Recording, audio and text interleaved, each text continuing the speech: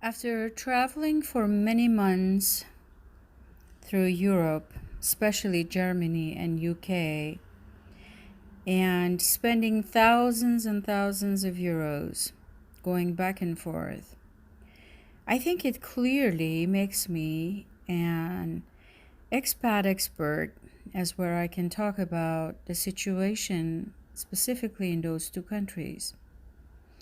What I've experienced was that corruption is not just limited to so-called underdeveloped countries. When countries and when governments create wars and they create refugees, and then they bring the refugees into their own countries, they overlook one of the most important factors of people being hurt, people going through traumas, and people are still culturally attached to their home culture.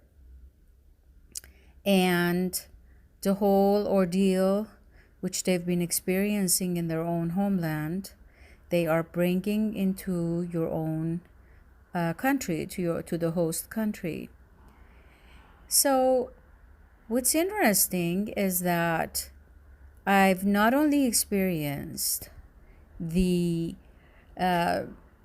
games and the way of the people handling businesses and interacting amongst themselves had not changed or has not changed in any of the countries who are hosting refugees, but also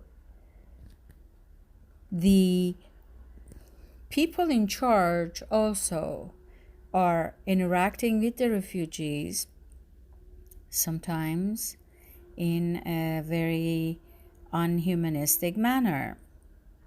And I don't know if there is an organization to overlook the human rights violation within the advanced countries such as Europe, UK, and the US, or the human rights organization is only focusing on the so-called underdeveloped countries.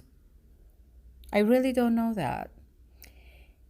Because what I have experienced is that my encounter with the head of refugee center in Koblenz, Germany, was exactly the same way that I had experienced with some of the American universities in Lebanon. And the guy looks at my resume, and before he sees my resume, he's really interested in having me there to collaborate with them and to help refugees to overcome their PTSDs. And when he sees my resume,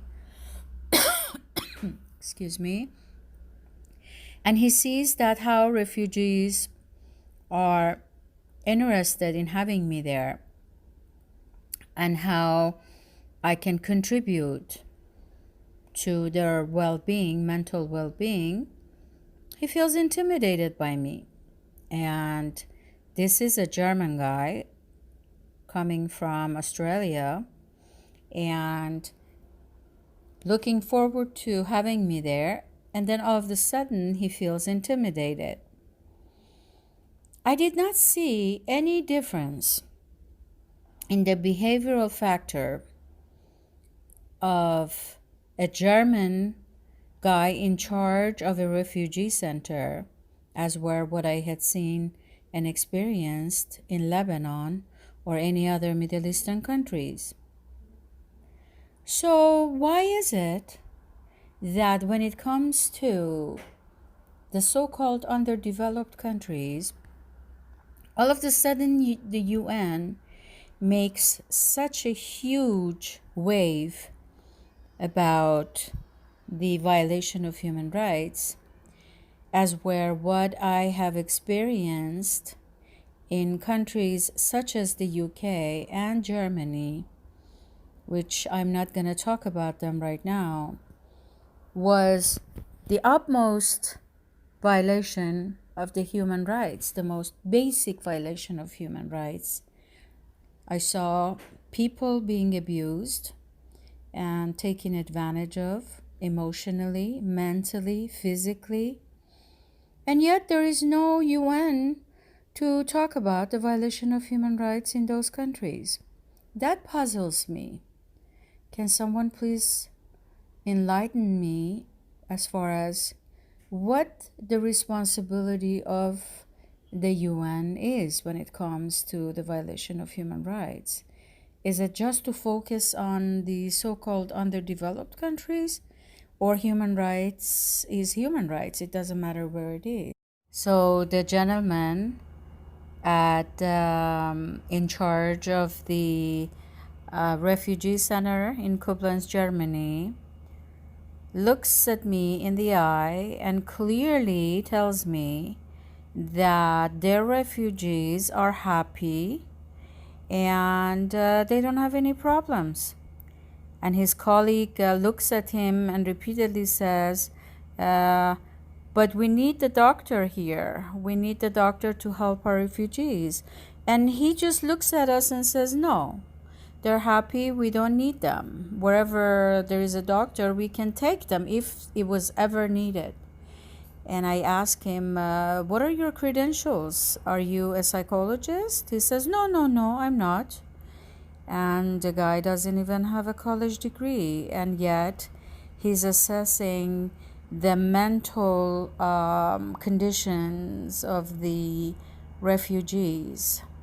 So what would one do in order to seek some help for the refugees around the world? Thank you. After traveling